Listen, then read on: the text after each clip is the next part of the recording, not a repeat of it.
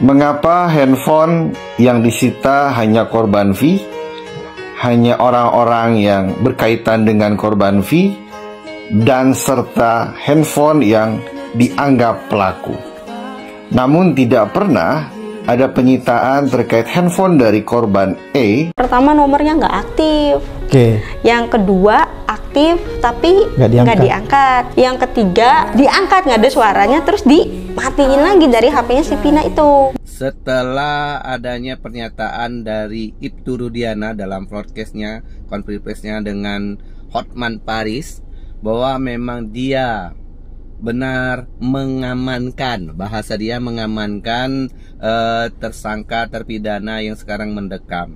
Bahasa dia sih mengamankan, tapi masyarakat awam menyatakan itu adalah penangkapan.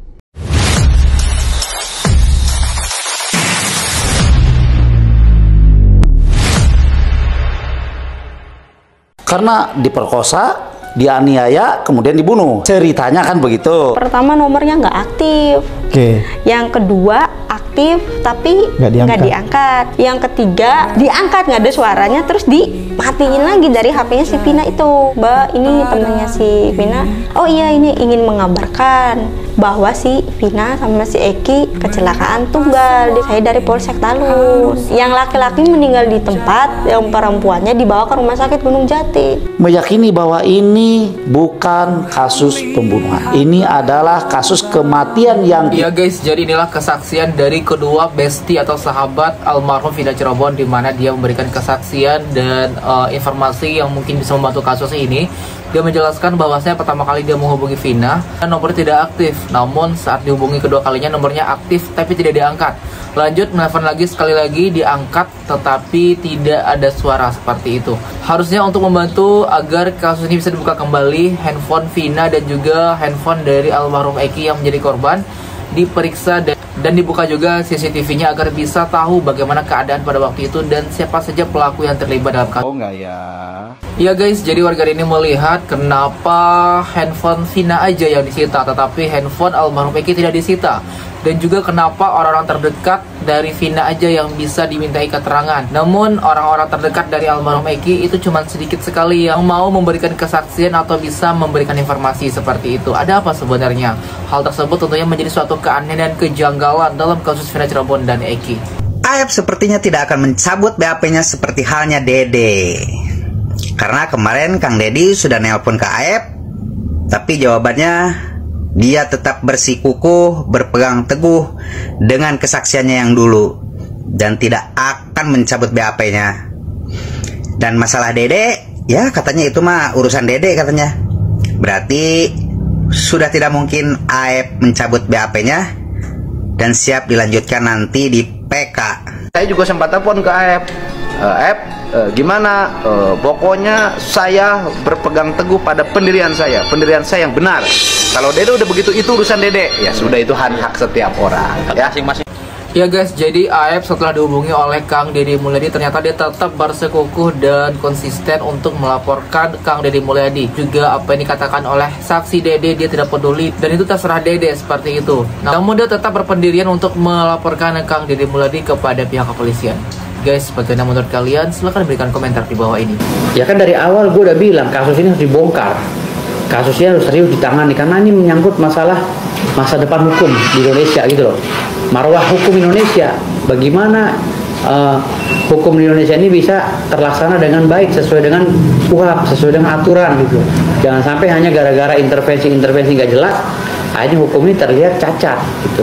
Cacat dalam segi apa? Ya, cacat dalam proses penyelidikan, cacat dalam putusan pengadilan, cacat dalam administrasi hukum dan lain-lain. Ini kan harus diluruskan seluruhnya demi masa depan hukum ke depan bagi anak cucu kita gitu.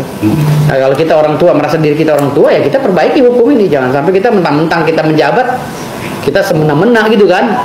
Gitu. Walaupun hukum itu memang ilmu yang nggak pasti, tapi kan kita harus memastikan hal yang nggak pasti.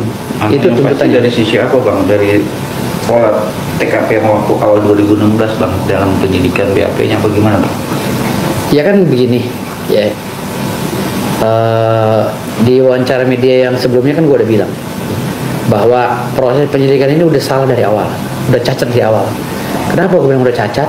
Ya, Ibtu Rudiana kan sudah mengakui bahwa jiwanya terganggu pada saat dia melakukan proses penangkapan beberapa orang itu, ya kan?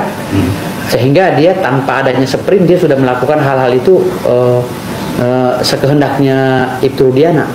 Artinya saat itu Ibtu Rudiana dalam kondisi terguncang jiwanya.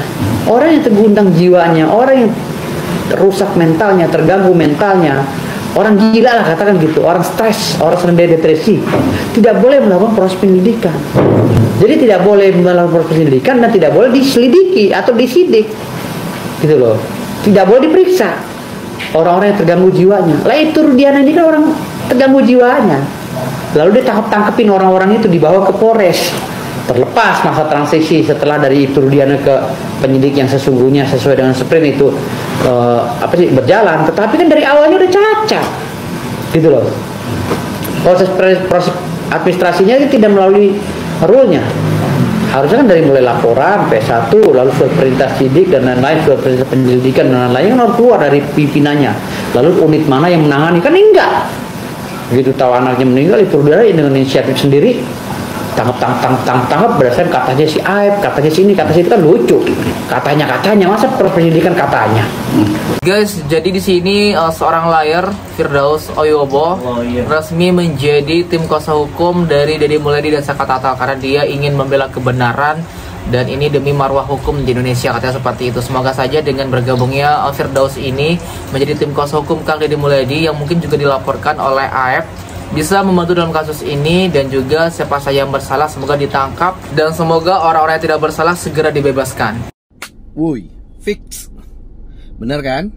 Setelah adanya pernyataan dari Ibtu Rudiana dalam broadcastnya, konferensinya dengan Hotman Paris, bahwa memang dia benar mengamankan, bahasa dia mengamankan tersangka terpidana yang sekarang mendekam.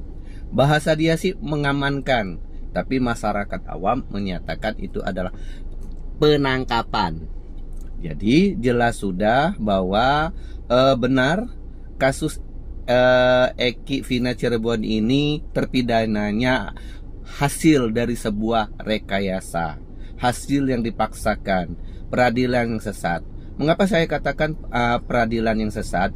Karena bermula dari penyidikan yang salah, kemudian diaminkan oleh para JPU, jaksa penuntut umum, dan juga diiyahkan oleh hakim-hakim yang mengadilinya. Jadi jelas sudah bahwa benar-benar ini sebuah rekayasa terpidana. Kalau kasusnya ada, tapi orang-orang yang sekarang terpidana itu adalah sebuah rekayasa. Lucu juga dalam pernyataannya juga Elsa Sharif dan Fitra Ramadhani ingin memframing, menggiring opini bahwa Ibtu Rudiana tidak salah. Alah, masyarakat itu sudah cerdas, sudah mengerti banget apa yang terjadi. Jadi dalam pernyataannya Elsa Sharif menyatakan bahwa ayahnya Aib itu diculik Kang Deddy Mulyadi. Nyata-nyata benar bahwa Kang Deddy itu memberikan pekerjaan kepada ayahnya Aib. Jadi kita tunggu saja waktu yang pas dari hasil pengajuan PK Saka Tatal. Dan jangan lupa, jangan lengah bahwa ini masih bola liar di MA. Kawal terus, jadilah netizen yang bagus. Semoga Saka Tatal dan 7 terpidana lainnya bebas. Guys, jadi di sini seorang warga ini menanggapi atas yang disampaikan oleh Ibtu Rudiana, di mana dia ternyata mengaku mengamankan. Guys, kalau memang benar Ibtu Rudiana ini hanyalah seorang ayah dari korban dan tidak terlibat dalam kasus ini, semoga dia bisa membuktikannya dengan data yang valid. Dan kalau memang dia adalah otak dari kasus Vina Cirebon ini, semoga aja dia bisa mendapatkan hukuman yang seadil-adilnya. Itulah beberapa informasi mengenai kasus Vina Cirebon, Ibtu Rudiana dan juga Aib. Bagaimana tanggapan kalian? Silahkan berikan komentarnya di bawah ini. Kami dari YouTube Biasa TV mengucapkan terima kasih dan sampai jumpa.